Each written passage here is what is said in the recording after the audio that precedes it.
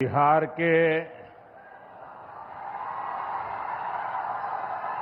स्वाभिमानी और मेहनती भाई बहन, आप सभी के प्रणाम। बिहार के राज्यपाल श्रीमान आरिफ मोहम्मद खान जी, हमारे लोकप्रिय मुख्यमंत्री श्री नीतीश कुमार जी, केंद्रीय मंत्रिमंडल में मेरे साथी श्री जीतन राम मांझी जी, ललन सिंह जी, गिरिराज सिंह जी, चिराग पासवान जी, नित्यानंद राय जी, सतीश चंद्र दुबे जी, राजभूषण चौधरी जी, राज्य के उप मुख्यमंत्री श्री सम्राट चौधरी जी, विजय कुमार सिन्हा जी, उपस्थित अन्य मंत्रीगण, जनप्रतिनिधिगण और बिहार के मेरे प्यारे भाइयों और बहनों, आज मुझे इस पवित्र भूमि पर बिहार के विकास को नई गति देने का सौभाग्य मिला है। यहां करीब 50,000 करोड़ रुपए से ज्यादा की परियोजनाओं का लोकार्पण और शिलान्यास हुआ है। आप सब बड़ी संख्या में हमें आशीर्वाद देने आए हैं। आपका ये स्नेह, बिहार का ये प्यार, मैं इसे हमेशा सर आंखों पर रखता हूं। और आज बिहार में इतनी बड़ी तादाद में माताओं बहनों का आना, ये अपने आप में बिहार के मेरे इतने कार्यक्रमों की ये सबसे बड़ी शानदार घटना है। मैं माताओं बहनों को विशेष प्रणाम करता हूं। मैं आप सभी जनता जनार्दन का हृदय से आभार व्यक्त करता हूं। साथियों, सासाराम की इस धरती के तो नाम में भी राम है। सासाराम,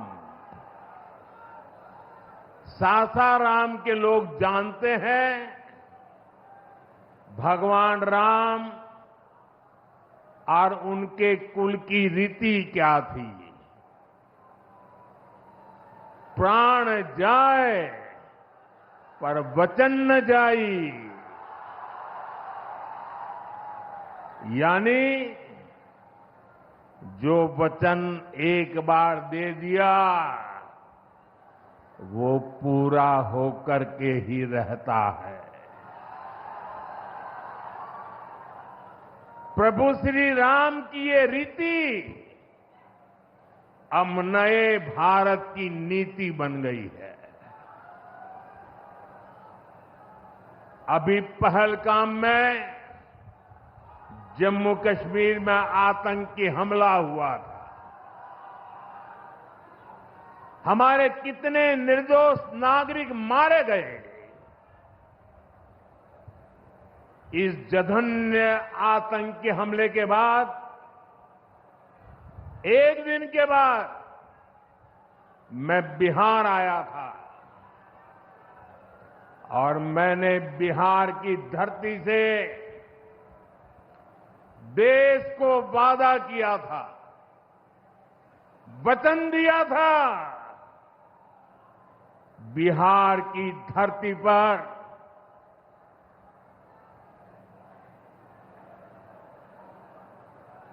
आंख में आंख मिलाकर हमने कह दिया था, आतंक के आकाओं के ठिकानों को मिट्टी में मिला दिया जाएगा।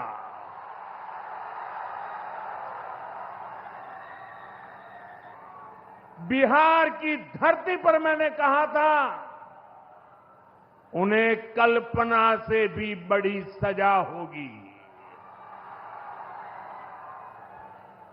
आज जब मैं बिहार आया हूं तो अपने वचन पूरा करने के बाद आया हूं।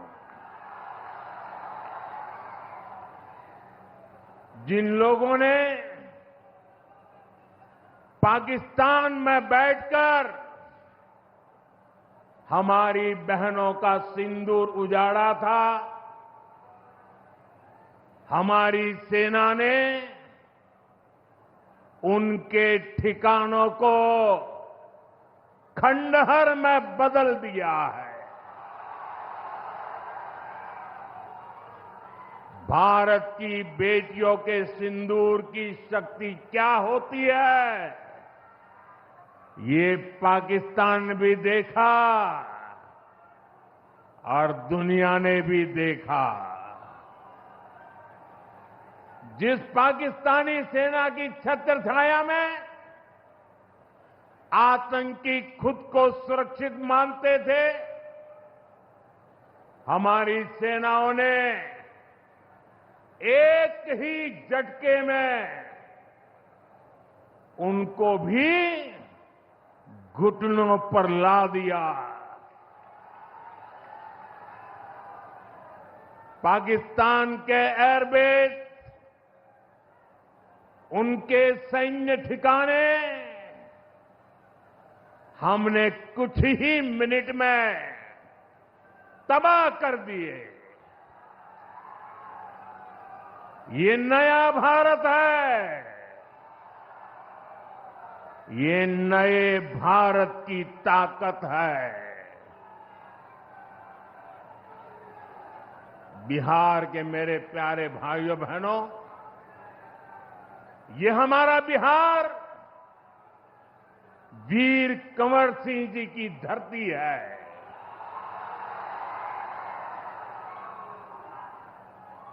यहां के हजारों नौजवान देश की सुरक्षा के लिए सेना में, बीएसएफ में अपनी जवानी खपा देते हैं। ऑपरेशन सिंदूर में दुनिया ने हमारी बीएसएफ का भी अभूतपूर्व पराक्रम और अदम्य साहस देखा है।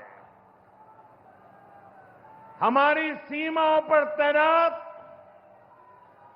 बीएसएफ के जाबाज सुरक्षा की अभेद चट्टान है।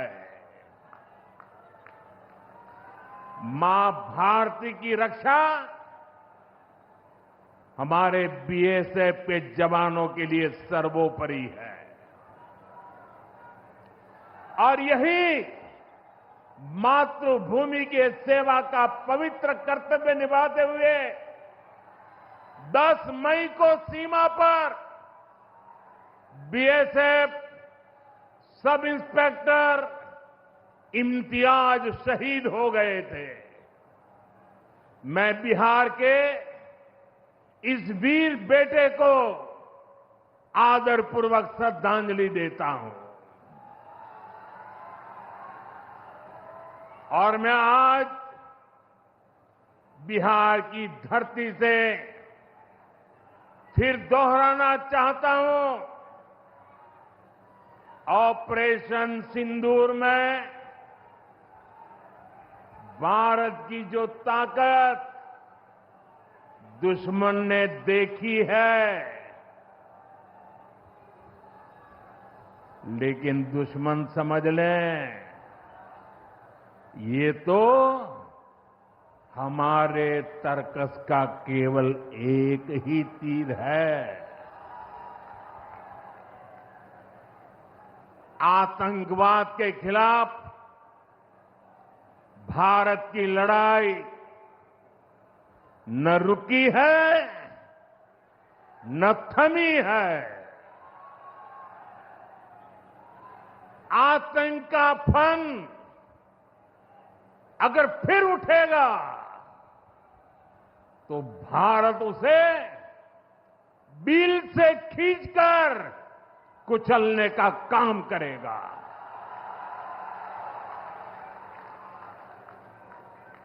साथियों, हमारी लड़ाई देश के हर दुश्मन से है, फिर वो चाहे सीमा पार हो या देश के भीतर हो। बीते वर्षों में हमने हिंसा और अशांति फैलाने वालों का कैसे खात्मा किया है, बिहार के लोग इसके साक्षी हैं। आप याद करिए, कुछ साल पहले तक सासाराम, कैमूर और आसपास के इन जिलों में क्या हालात थे, नक्सलवाद कैसे हावी था। मुंह पर नकाब लगाए, हाथों में बंदूक थामे नक्सली कब कहां सड़कों पर निकल आए, हर किसी को ये खौफ रहता था। सरकारी योजना आती थी पर नागरिकों तक पहुंचती ही नहीं थी। नक्सल प्रभावित गांव में न तो अस्पताल होता था, न मोबाइल टावर, कभी स्कूल जलाए जाते थे, कभी सड़क बनाने वालों को मार दिया जाता था। इन लोगों का बाबा साहब आंबेडकर के संविधान पर कोई विश्वास नहीं था। नीतीश जी ने उन परिस्थितियों में भी यहां विकास की पूरी कोशिश की। 2014 के बाद से हमने इस दिशा में और तेजी से काम किया। हमने माओवादियों को उनके किया की सजा देनी शुरू की। हम युवाओं को विकास की मुख्य धारा में भी लेकर आए। 11 सालों की दृढ़ प्रतिज्ञा का फल आज देश को मिलना शुरू हुआ है। 2014 से पहले देश में 125 से ज्यादा जिले नक्सल प्रभावित थे। अब सिर्फ 125 से ज्यादा, अब सिर्फ 18 जिले नक्सल प्रभावित बचे हैं। अब सरकार सड़क भी दे रही है, रोजगार भी दे रही है। वो दिन दूर नहीं जब माओवादी हिंसा का पूरी तरह से खात्मा हो जाएगा। शांति, सुरक्षा, शिक्षा और विकास गांव-गांव तक बिना रुकावट के पहुंचेंगे। साथियों, जब सुरक्षा और शांति आती है तभी विकास के नए रास्ते खुलते हैं। यहां नीतीश जी के नेतृत्व में जब जंगल राज वाली सरकार की विदाई हुई तो बिहार भी प्रगति के मार्ग पर आगे बढ़ने लगा। टूटे हाईवे, खराब रेलवे, गिनी चुनी फ्लाइट कनेक्टिविटी, वो दौर अब इतिहास बन चुका है, पीछे छूट रहा है। साथियों, कभी बिहार में एक ही एयरपोर्ट था, पटना। आज दरभंगा एयरपोर्ट भी शुरू हो गया है। अब यहां से दिल्ली, मुंबई, बेंगलुरु जैसे शहरों की फ्लाइट मिलती है। बिहार के लोगों की लंबे समय से मांग थी कि पटना एयरपोर्ट के टर्मिनल को आधुनिक बनाया जाए। अब ये मांग भी पूरी हो गई है। कल शाम मुझे पटना एयरपोर्ट की नई टर्मिनल बिल्डिंग का लोकार्पण करने का सौभाग्य मिला है। ये नया टर्मिनल अब 1 करोड़ यात्रियों को संभाल सकता है। बिहटा एयरपोर्ट पर भी 1400 करोड़ रुपए का निवेश हो रहा है। साथियों, बिहार में आज हर तरफ 4 लेन और 6 लेन सड़कों का जाल बिछ रहा है। पटना से बक्सर, गया जी से डोभी, पटना से बोधगया जी, पटना, आरा, सासाराम, ग्रीनफील्ड कॉरिडोर, हर तरफ तेजी से काम हो रहा है। गंगा, सोन, गंडक, कोसी समेत सभी प्रमुख नदियों पर नए पुल बनाए जा रहे हैं। हजारों करोड़ की ऐसी परियोजनाएं बिहार में नए अवसरों और संभावनाओं का निर्माण कर रही है। इन प्रोजेक्ट से हजारों युवाओं को रोजगार मिलेगा। यहां टूरिज्म और व्यापार दोनों को फायदा होगा। साथियों, बिहार में रेलवे की हालत भी अब तेजी से बदल रही है। आज बिहार में वर्ल्ड क्लास वंदे भारत ट्रेनें चल रही हैं। रेलवे लाइनों को डबल और ट्रिपल किया जा रहा है।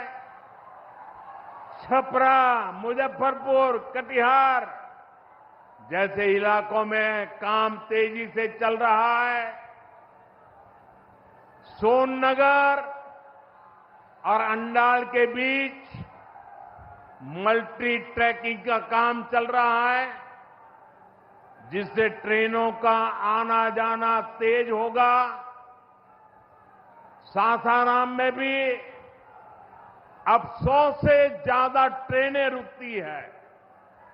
यानी हम पुरानी समस्याओं को भी दूर कर रहे हैं और रेलवे का आधुनिकीकरण भी कर रहे हैं। भाइयों बहनों, ये काम पहले भी हो सकते थे, लेकिन जिनके ऊपर बिहार को आधुनिक ट्रेनें देने की जिम्मेदारी थी, उन्होंने रेलवे में भर्ती के नाम पर आपकी जमीन लूटने का काम किया। गरीबों की जमीन लिखवा ली। सामाजिक न्याय की उनकी यही तरीके थे। गरीब को लूटना, उनके अधिकारों को लूटना। उनकी मजबूरी का फायदा उठाना और खुद राजाशाही की मौज करना। बिहार के आप लोगों को जंगल राज वालों के झूठ और धोखे, उससे आगे भी सावधान रहना बहुत जरूरी है। साथियों, बिजली के बिना विकास अधूरा है। जब बिजली होती है तो औद्योगिक विकास होता है। जब बिजली होती है तो जीवन आसान होता है। और 21वीं सदी तो टेक्नोलॉजी से दौड़ने वाली सदी है। इसलिए डगर डगर पर बिजली की जरूरत रहने वाली है। बीते वर्षों में बिहार में बिजली उत्पादन पर बहुत जोर दिया गया है। आज बिहार में बिजली की खपत 10 साल पहले से 4 गुना हो गई है।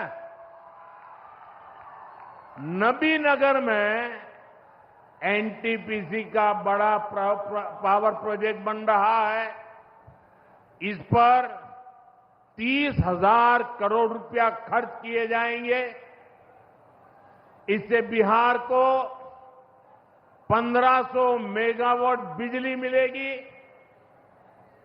बक्सर और पीर पैंती में भी नए थर्मल पावर प्लांट शुरू हो जाएंगे। भाइयों बहनों, अब हमारा ध्यान भविष्य की ओर है। हमें बिहार को ग्रीन एनर्जी की ओर लेकर जाना है और इसलिए कजरा में सोलर पार्क का निर्माण भी हो रहा है। पीएम कुसुम योजना के तहत सौर ऊर्जा से किसानों को कमाई के विकल्प दिए जा रहे हैं। रिन्यूएबल एग्रीकल्चर फीडर से खेतों को बिजली मिल रही है। हमारे इन प्रयासों का असर है कि यहां के लोगों का जीवन बेहतर हुआ है। महिलाएं खुद को सुरक्षित महसूस कर रही है।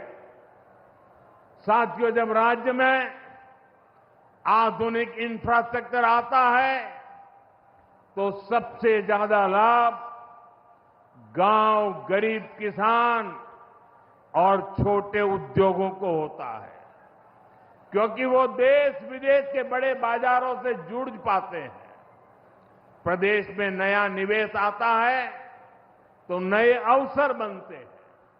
आप देखिए, पिछले साल हुई बिहार बिजनेस समिट में बड़ी संख्या में कंपनियां यहां निवेश के लिए आगे आई।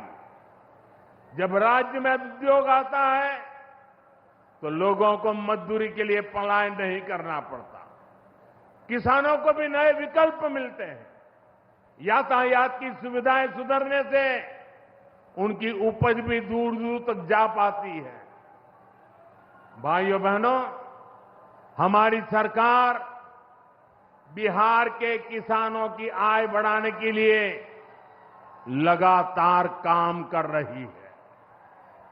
यहां 75 लाख से ज्यादा किसानों को पीएम किसान सम्मान निधि के तहत आर्थिक सहायता मिल रही है। हमारी सरकार ने मखाना बोर्ड की घोषणा की है।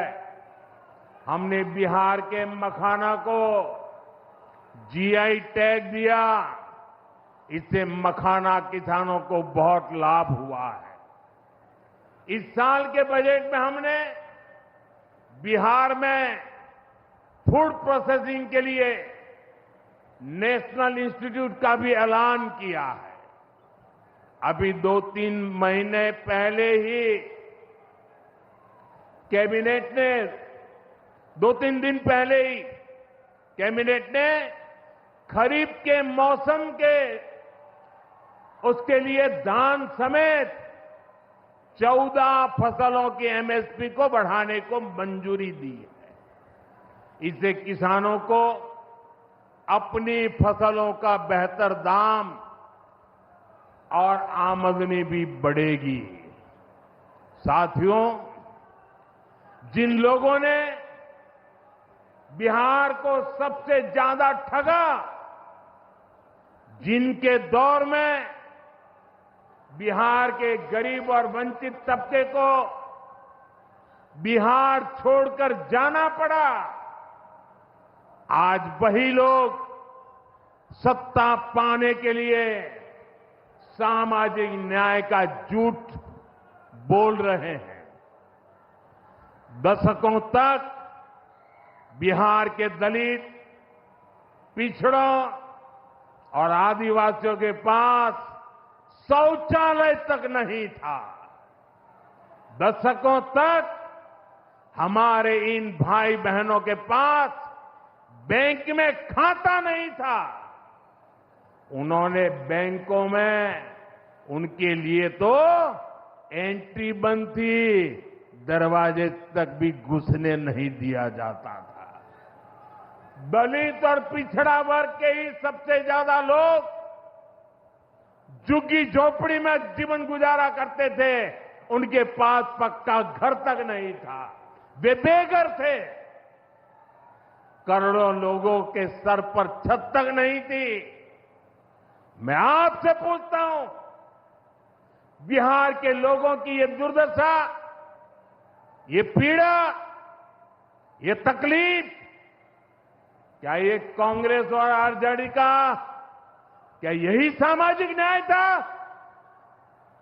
गरीबों को इस प्रकार से मजबूरी में जीने के लिए सारी नीतियां बनाने के आदी लोग।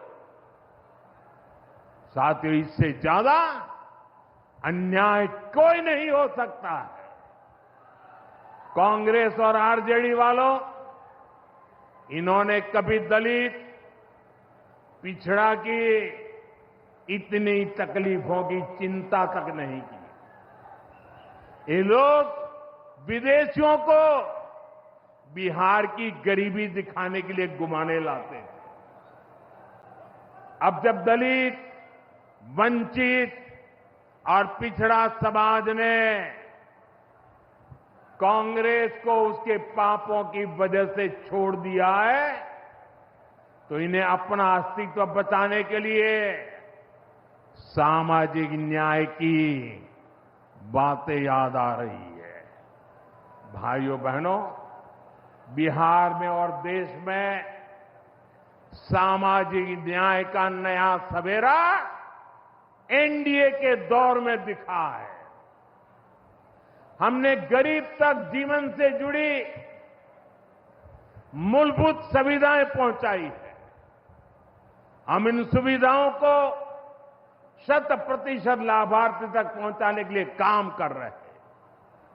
4 करोड़ नए मकान, 3 करोड़ बहनों को लखपति दीदी बनाने का मिशन, 12 करोड़ से ज्यादा घरों में नल का कनेक्शन, 70 साल से अधिक उम्र के हर बुजुर्ग को 5 लाख रुपए तक का मुफ्त इलाज, हर महीने मुफ्त राशन की सुविधा। हमारी सरकार हर गरीब और जरूरतमंद के साथ खड़ी है। साथियों, हम चाहते हैं कि कोई भी गांव छूटे नहीं, कोई भी हकदार परिवार सरकार की योजनाओं से वंचित न रह जाए।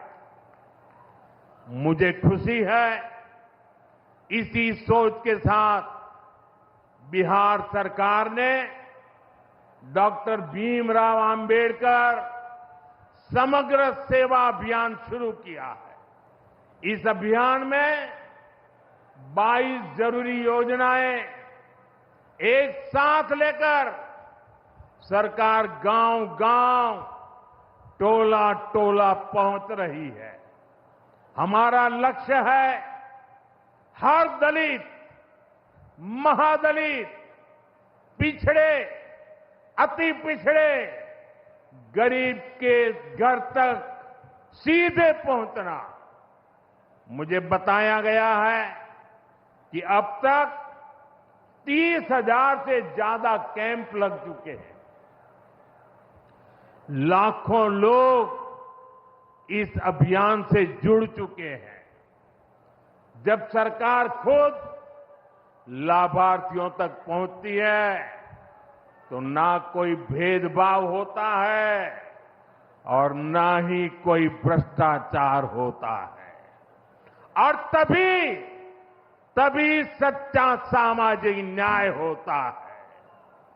साथियों, हमें हमारे बिहार को बाबा साहब आंबेडकर, कर्पूरी ठाकुर, बाबू जगजीवन राम और जेपी के सपनों का बिहार बनाना है।